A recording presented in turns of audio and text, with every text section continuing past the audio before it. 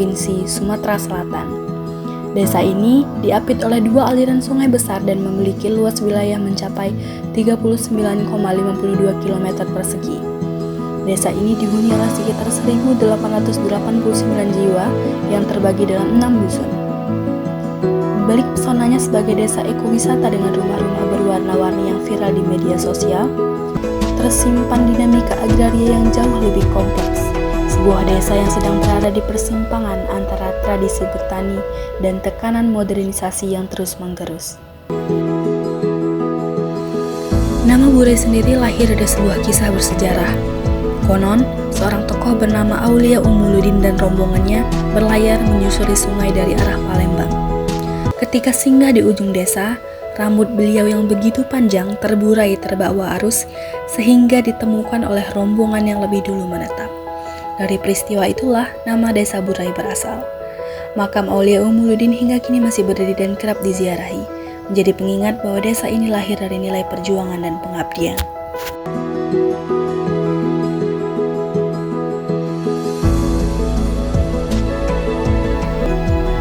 Secara historis, masyarakat desa Burai menggantungkan hidup pada sektor pertanian, peternakan, dan perikanan. Lahan pertanian desa mencapai 700 hektar dengan penggunaan tanah yang sebagian besar didominasi oleh perkebunan karet dan nanas. Sebagian warga juga menggeluti pertanian hortikultural seperti cabai, terong, dan kacang, serta menekuni tenun songket sebagai sumber penghasilan tambahan. Kondisi tanah berjenis potsol coklat hitam dengan pH 5 hingga 6 ini menopang produktivitas pertanian dalam iklim tropis yang sangat mempengaruhi pola tanam masyarakat.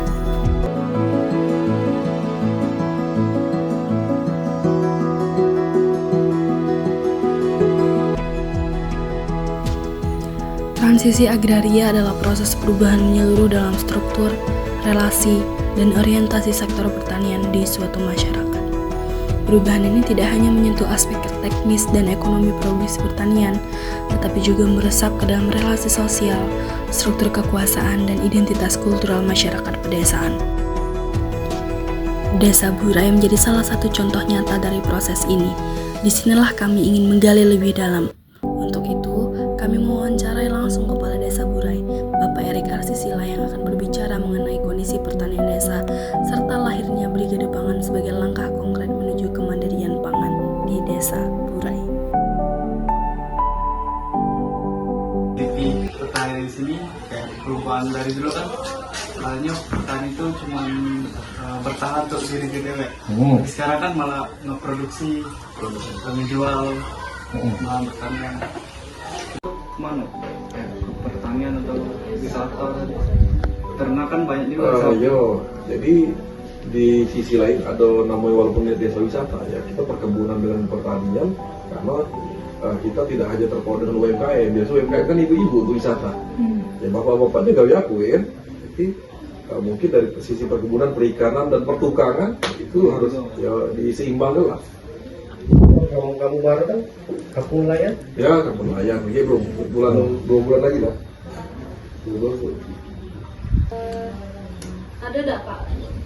Misal ada suatu lahan nih, awalnya dia sawah misalnya, terus karena desa itu terkenal dengan desa wisata, akhirnya dia diubah jadi kolam untuk menerin pemandangan gitu. Desa wisata itu adalah desa yang tidak merubah konsep wisata. Jadi bukan tempat wisata itu dirubahnya. Jadi misal kita sudah ada sawah, kita tinggal nambah apa yang menjadi wisata itu. Misalnya tempat makan, dibuat jalan Tapi kalau merubah itu namanya tempat wisata. Desa wisata yang memamerkan apa yang ada di desa itu. Jadi kalau memang sudah ada sawah ya buat tempat makan di sana, restoran apa tempat ini, warung-warung. Jadi malah bagus kan untuk ini pas makan di sana di tengah sawah kan. Penghasilannya sudah ada 19.000 dikali sekian ya Pak ya, per 2 minggu. Itu tuh kadang-kala kan petani itu ada titik naik, titik turunnya.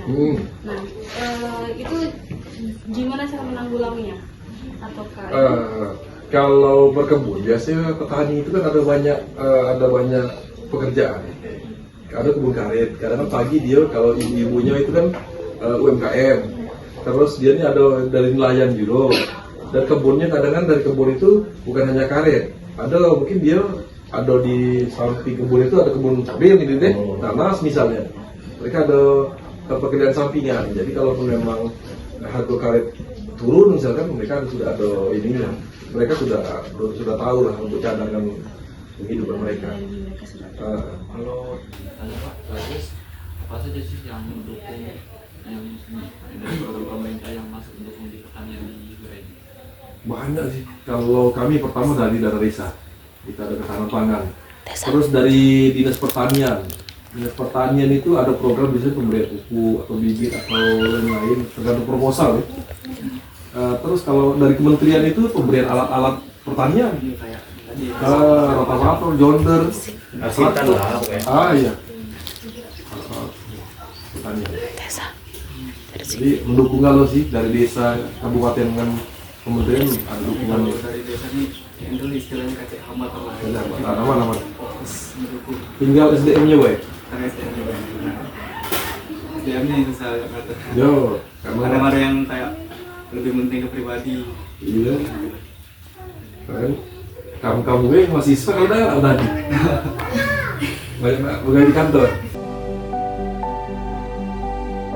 Desa Burai di bawah kepemimpinan Bapak Erik Arsisila membentuk Brigade Pangan, sebuah program yang digagas oleh Kementerian Pertanian Republik Indonesia. Brigade ini terdiri dari 15 anggota yang dipersyaratkan berusia di bawah 40 tahun, terbagi dalam 2 kelompok, dan saat ini sudah mengelola lahan desa seluas 137 hektar.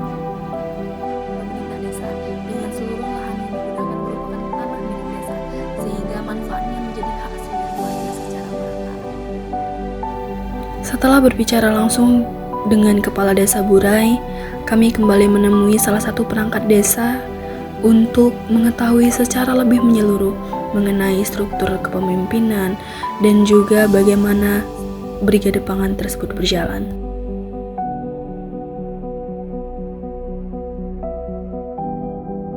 Jadi bagi masyarakat petani, terus jadi tempat wisata. Jadi kami kan ini kan memang kalau untuk laki-laki untuk menghandle wisata kan tidak terlalu dia misalnya ini kami kan punya istri. Nah istri kan kami kan atur-atur banyak UMKM gitu. Jadi kalau efek dari wisata itu yo ibu-ibu di kami ini UMKM itu bisa berjualan. Siapa yang bisa ada acara kami selembarkan di grup desa, siapa yang pengen jualan silakan merapat di dermaga. Kalau untuk apa kami yang jelas kami ini tujuan wisata itu kan selain memperkenalkan desa ya juga untuk mengangkat pendapatan masyarakat desa juga. Desa Burai ditetapkan sebagai desa wisata. Dengan status ini, pintu peluang ekonomi baru pun terbuka lebar bagi seluruh warga. Salah satu dampak nyata yang dirasakan masyarakat adalah tumbuhnya UMKM di berbagai penjuru desa, mulai dari kuliner, kerajinan tangan, hingga jasa pendukung pariwisata. Semua hadir sebagai wujud semangat warga dalam memanfaatkan potensi desa. Pemerintah desa terus mendukung dan mendorong perkembangan UMKM ini, karena mereka percaya kemajuan pariwisata harus dirasakan langsung oleh masyarakat. Jadi Brigade Pangan itu terus untuk mengelola lahan 137 hektar. Itu Brigade Pangan semua mengelola. Nah cuma kalau misal hasilnya nanti berbagi sama pemilik tanah. Jadi yang mengelola lahan, mengelola tanam itu Brigade Pangan. Nah, pas hasilnya nanti berbagi yang punya lahan. Nah cuma lahan kami kan lahan desa. Nah kami CSR-nya sampai ke sama desa. Berapa bagian desa, berapa bagian Brigade Pangan. Bagi hasil kan? Ya sih. Nah Pak, terus kalau desa ini Selain adanya UMKM, pemerintah Desa Burai juga mengoptimalkan lahan desa melalui program Brigade Pangan. Program ini mengelola lahan milik desa secara produktif, mulai dari pengolahan hingga pemanenan, dengan sistem bagi hasil antara Brigade Pangan dan desa. Hasilnya kembali dirasakan oleh masyarakat. Pendapatan desa yang bertumbuh menjadi modal untuk membangun fasilitas, meningkatkan layanan, dan memperkuat kesejahteraan warga Burai secara keseluruhan. Pemerintah Desa Burai juga berkomitmen bahwa setiap potensi desa harus dikelola dengan baik dan setiap hasilnya harus kembali kepada rakyat.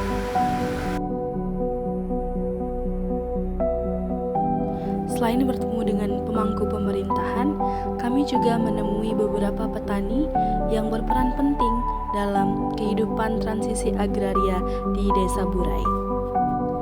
Dimulai dari mereka yang bekerja di lahan sendiri, sampai pada mereka yang bekerja pada PT Sawit sebagai bentuk dari transisi agraria di Desa Burai.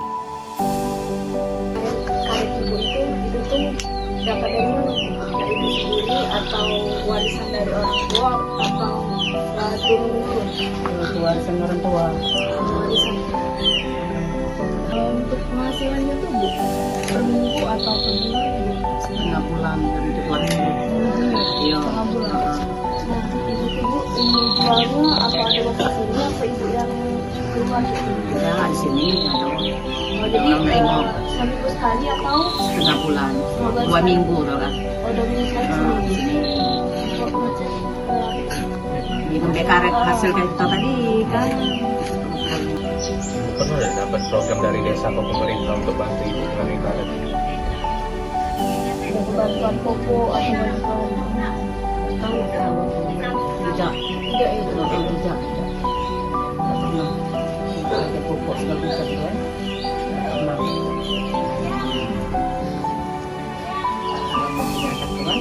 Ada. Mana ya?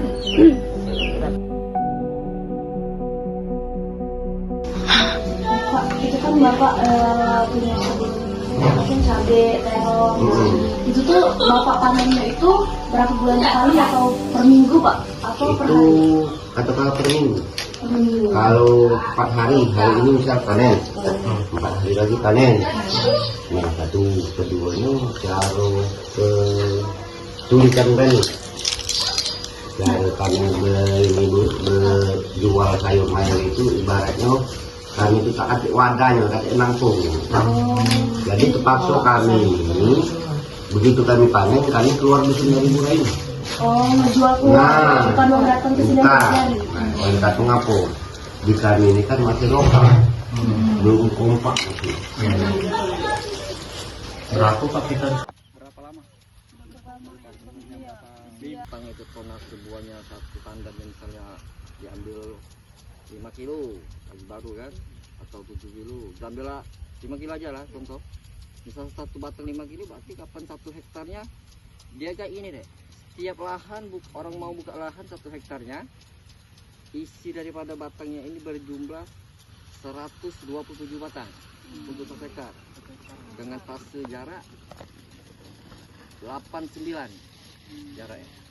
Jadi setiap 1 hektar dengan jarak 89 itu bisa menghasilkan jumlah tanam pohonnya 127 batang atau 130 batang. Berapa hasil tonasenya? Nah kan, baru kita bicara. Jadi sudah bicara lahan, sama lahan 1 hektar. 1 hektar kan populasinya 100 kali 100 sama dengan 10.000, berarti 1 hektar. Jumlah pohonnya berapa? 130 lah kita bikin. Jumlah pohon tanam dengan jarak 89. Baru kita 3 tahun kemudian kita bicara soal buah. Berapa hasilnya? Ini bicara ke buah petani. Buahnya ya tergantung bibit. Kalau bibitnya berkualitas bersertifikat, oke pasti. Dia misal kita ambil 10 kilo satu tandannya untuk 1 batang. Kalau 100 batang sudah 1 ton. Ya kan? Sudah 1 ton. Kalau dia 130 batang berarti 1,3 ton per 15 hari. Setengah bulan. Berarti 1 bulan Adalah bisa 2 kali panen ya? 2 kali panen ya, berarti dalam 1 bulan kapan 1,3 2,6. 2,6 sekarang harga tengkulak ngambil buah di lokasi kita kebunnya harga 3.000. Berarti kapan 1 hektarnya 2,6, berarti kalau 1 tonnya 3 juta. 2 ton sudah 6. 3 kali 6 18. Berarti sudah 7.200.000. Tiap 1 hektar yang punya kebun sawit. Dijamin pasti. Makanya pemerintah. Kalau peran pemerintah desa di sini gimana Pak? Maksudnya? Mendukung. Iya, pemerintah mendukung.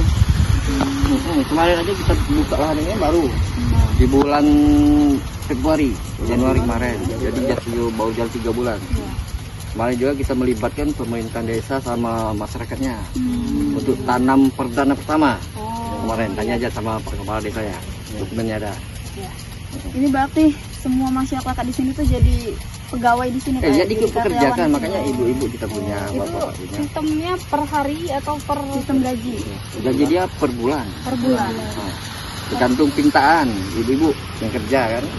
Ya, pastinya perusahaan setiap untuk melayani masyarakat kan, membantu ekonomi desa inilah. Iya. Kalau yang sempat lihat tuh ada yang di sebelah situ, Pak. Ada sawit itu. Nah, yang itu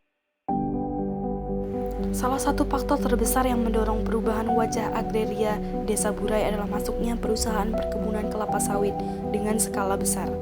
Kehadiran perusahaan ini secara perlahan mengubah relasi masyarakat dengan tanah. Warga yang dulunya menggarap lahan mereka sendiri sebagai petani mandiri, kini banyak yang beralih status menjadi buruh harian lepas atau buruh kontrak di bawah naungan perusahaan. Kepastian penghasilan memang terasa lebih stabil, namun harga yang dibayar tidaklah kecil. Lahan yang selama generasi menjadi sumber kehidupan kini berpindah kendali ke tangan investor luar. Warga kehilangan kedaulatan atas alat produksi utama mereka sendiri, dan ketergantungan struktural pada perusahaan pun perlahan terbentuk.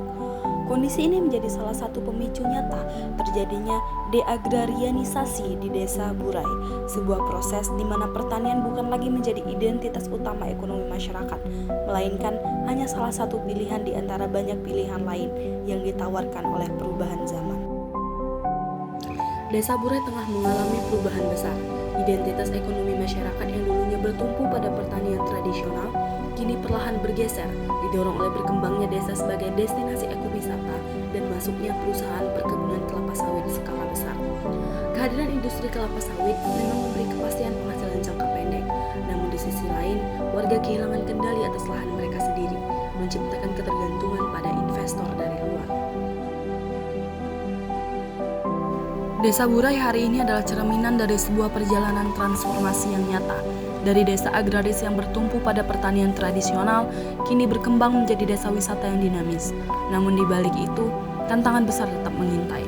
Masuknya industri sawit, krisis regenerasi petani, hingga pergeseran nilai di kalangan generasi muda jadi tanda bahwa identitas agraria desa ini sedang berada di persimpangan jalan. Namun Desa Burai tidak tinggal diam. Melalui pengembangan ekowisata, pertumbuhan UMKM, dan pembentukan brigade pangan, masyarakat bersama pemerintah desa terus berupaya menciptakan keseimbangan antara kemajuan ekonomi dan pelestarian akar budaya bertani yang telah lama menjadi pondasi kehidupan mereka. Karena pada akhirnya, kemajuan sejati bukan hanya soal pertumbuhan, tetapi tentang bagaimana sebuah desa mampu berkembang tanpa melupakan dari mana ia berasal.